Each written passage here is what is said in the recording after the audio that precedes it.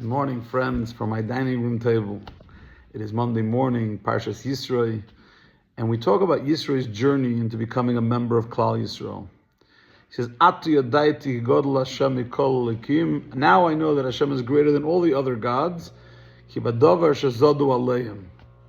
What does ki badavar shezodu aleihim mean? Rashi says, "Kitargumai." If you look at Unklus in the Aramaic translation, he says, "B'mayim dimul abdam."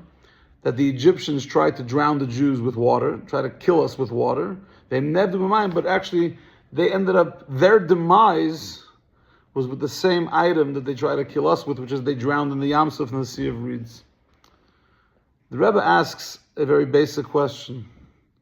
Why did Yisro seek to emphasize this point, that the water was what they tried to kill the Jews with, and they died with the water? Why does that show the greatness of Hashem? I mean, Yisro had a lot of things he saw and recognized. Why was that specifically what expressed God's greatness?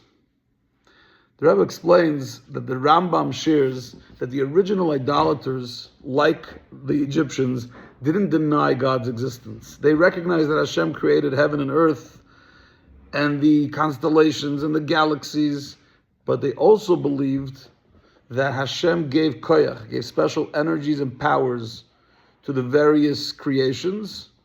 Various natural realities were given power to control parts of the world, and therefore we need to honor those natural powers. Yisro had a similar philosophy. He was a kohen midyan, he was a priest of idolatry. He knew Hashem was great, and he knew that Hashem was greater than the natural powers that he created, but he thought that those powers were given independence, so they need to be worshipped.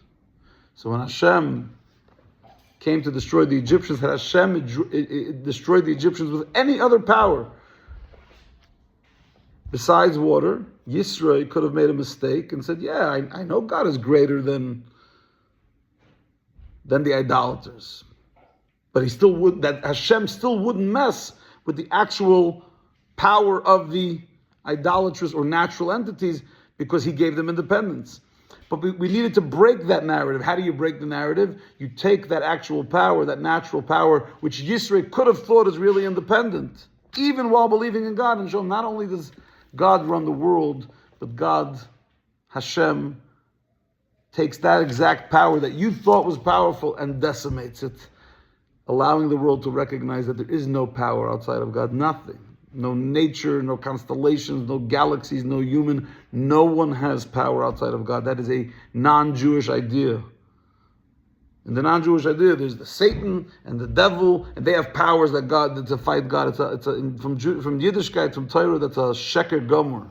And Hashem proved it to Yisro how he dealt with the Mitzrayim, with the Egyptians.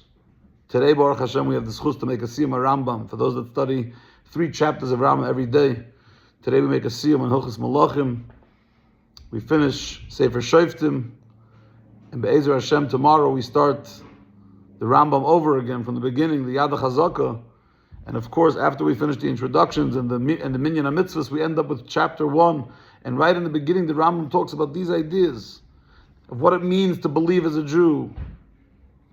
And I highly recommend, if you're not learning Rambam, tomorrow is a wonderful day to start, whether you want to do 1 chapter a day, 3 chapters a day, or even just Sefer HaMitzvahs, Sefer HaMitzvahs is really easy, but to join this movement of Torah study on a daily basis, and by the end of either a 1-year cycle or a 3-year cycle, you had gone through the Kol HaTorah Kula.